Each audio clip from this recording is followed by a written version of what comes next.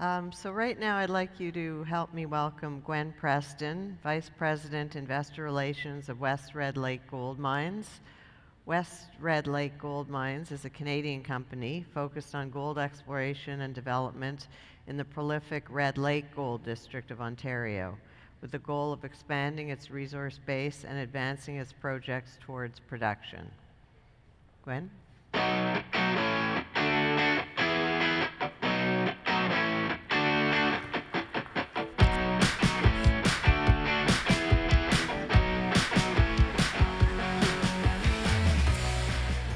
Good morning, everyone. Thanks for being here. West Red Lake Gold Mines, let's dive into this story.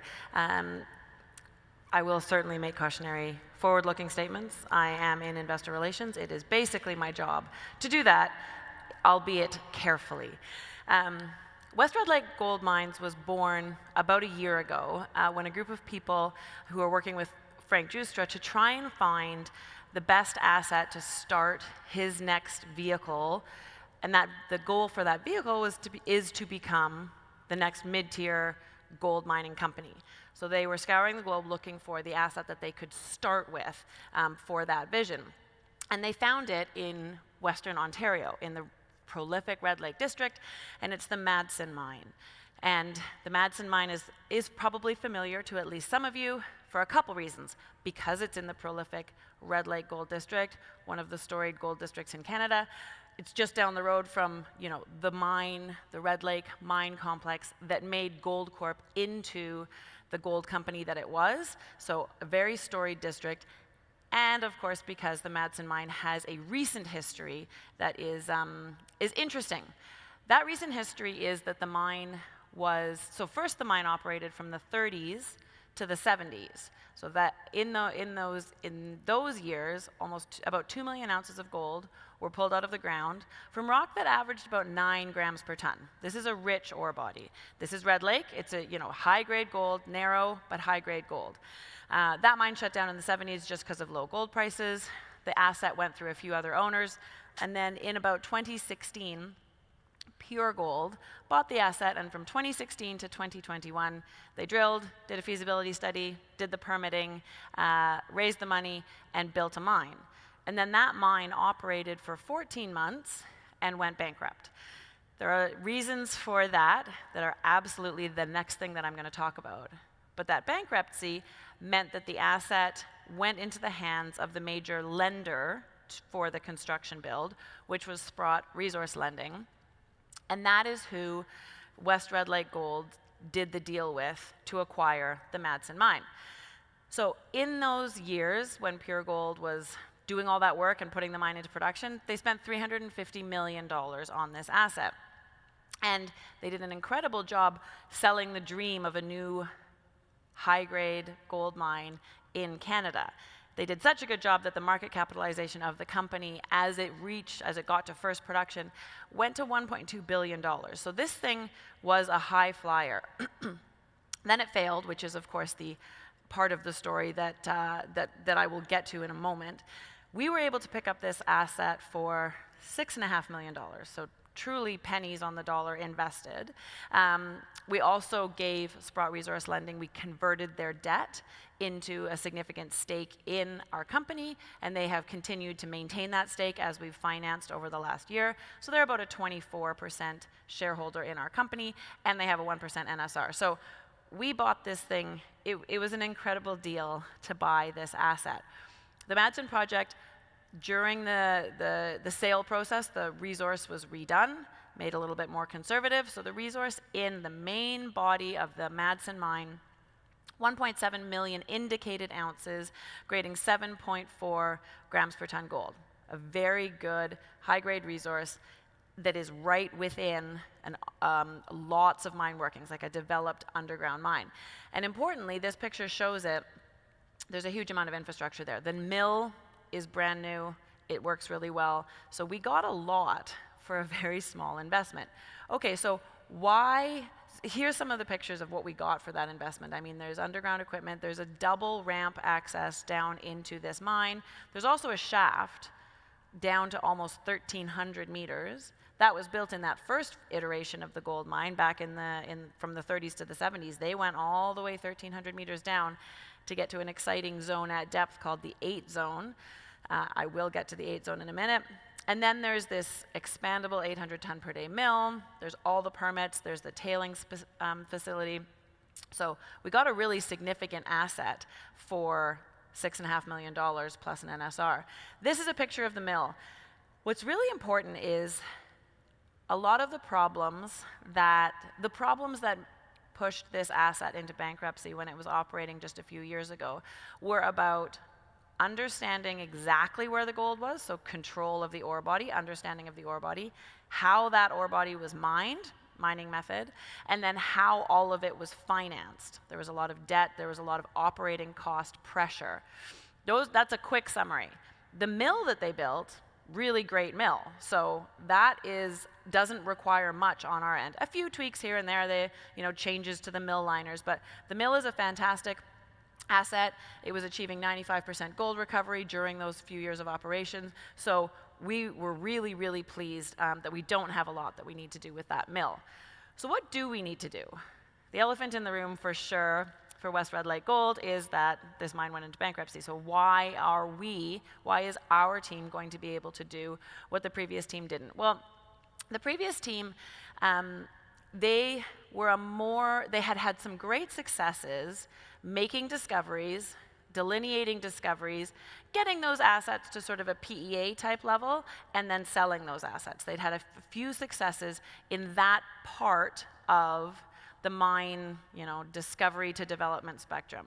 This team did not have deep mine building or operating expertise. In fact, they lacked that in management completely.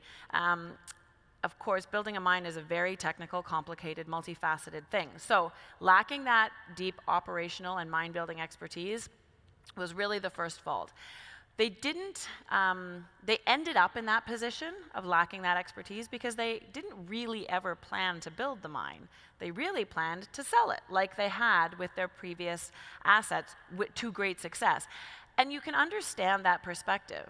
Red Lake, in the period that they were there, was like a hotbed of M&A. This is when Great Bear was up and coming and everybody was so excited about what Great Bear was discovering over at Dixie. Evolution had just come in and bought the Red Lake mine just up the road from the Madsen mine. There was a huge amount of interest in this revival of Red Lake as a high-grade gold district. And a lot of suitors came to the table to Pure Gold. And as we've actually learned, even in this conference, we got yet another story of how close Pure Gold was to selling this thing. Before the build or during the build, they really almost sold the asset. And that's what they wanted to do. They never wanted to operate the mine. But their marketing actually got the better of them, and the price got too high, and the suitors walked away, and then they ended up having to operate the mine. And because they lacked operating experience, there was some poor decisions made. That was really compounded by the fact that they wanted to get bought, so they tried to build the mine on the very smallest capital budget possible. So if you're trying to build a mine with not enough money and not enough expertise, that's where the interface of those is a bad place to be for building a mine. So let me give you some examples of how that played out. So this is Red Lake. This is a high-grade, very high-grade, but narrow, nuggety, underground gold. You need to drill a Red Lake gold system on probably 6-meter spacings to understand that ore body well enough to mine it. They drilled it on 15 to 20-meter spacings. So then you have a drill hole here and a drill hole here, and there was a presumption that the gold carried on just like this between those holes. That's what the model has to do if you don't have 2 holes in between. But it doesn't. It does things like this. So they just didn't have a good hold of the ore body. They lost control of the ore body.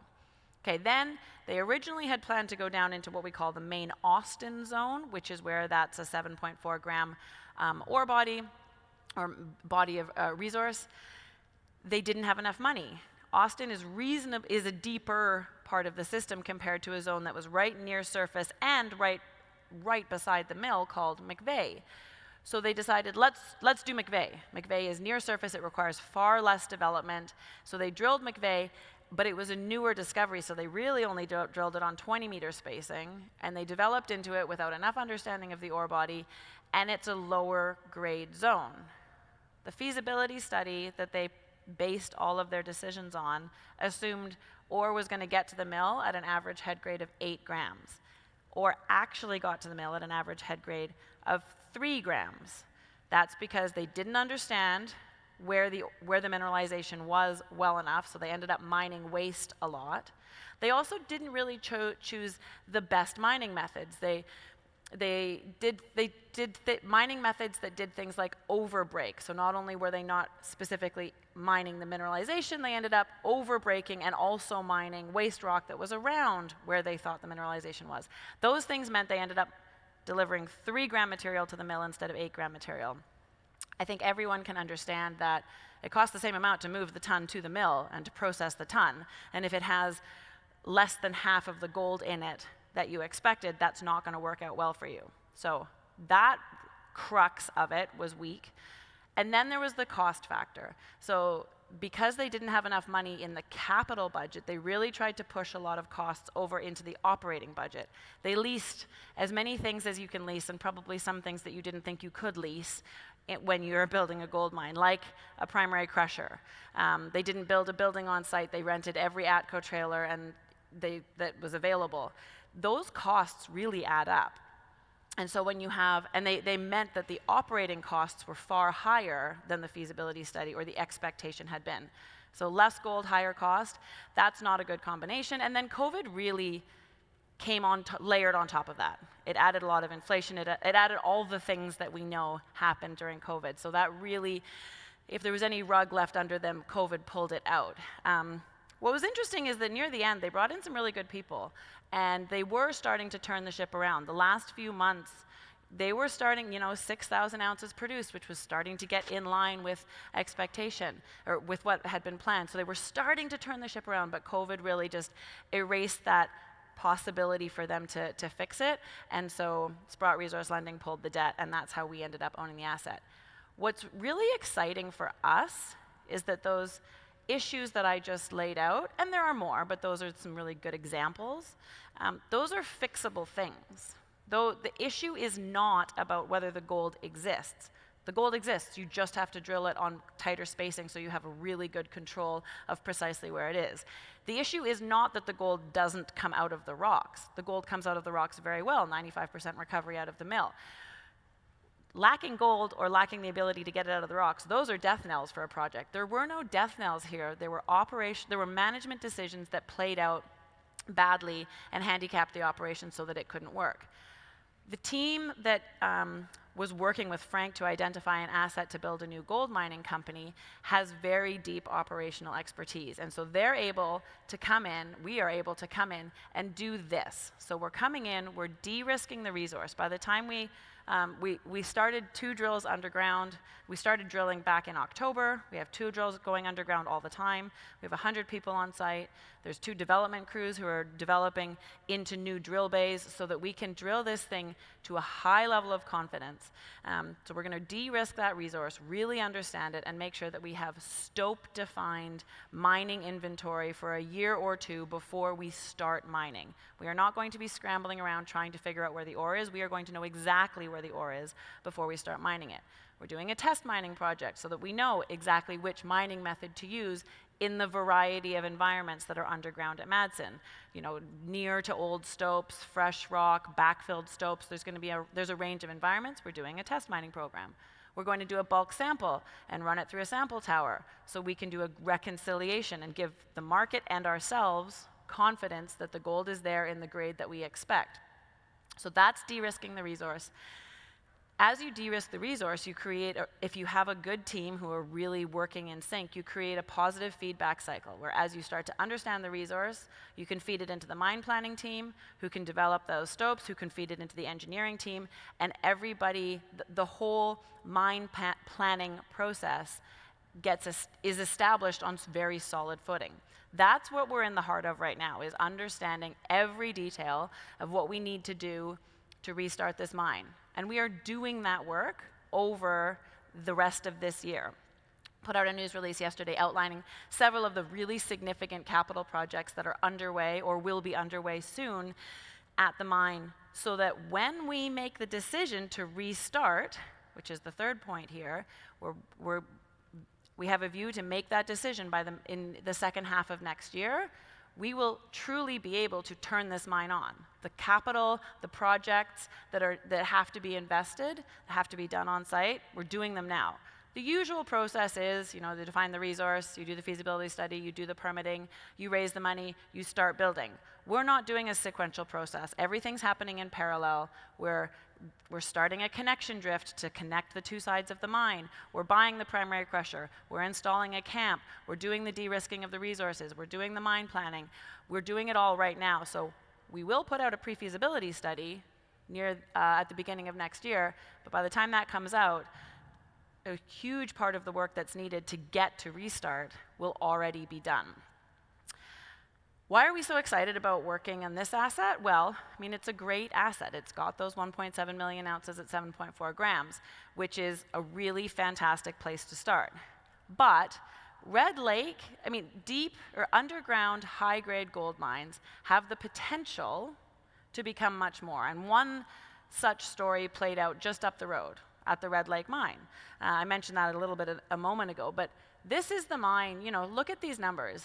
In 1995, production was 50,000 ounces, right? So it was a good small medium-sized, high-grade gold mine tapping ore that averaged 8 grams. Okay, sure, that works. Then they made the high-grade discovery at depth. And by about 9 years later, the production was 552,000 ounces from ore averaging 77 grams. I'm not saying that that's where we're going, but these systems have this kind of potential. That happened 30 kilometers away in a very similar system. So once you get underground on a system like this, you have the opportunity to look around. You can't do it efficiently or effectively from surface. You can't drill to 1,400 meters depth from surface and efficiently or effectively determine whether there's a high-grade zone. But you can, once you're underground, you can look around and see if that kind of thing is there. So we want to get this thing back into operation. We want to get down so that we can make money, so that we can demonstrate the potential that we saw is real, and so that we can look around and see if we can turn this mine into more. There's some good examples that have happened of this in recent years, great market successes. That's the path that we're going down. I'm out of time, but I would love to talk to anybody who's interested.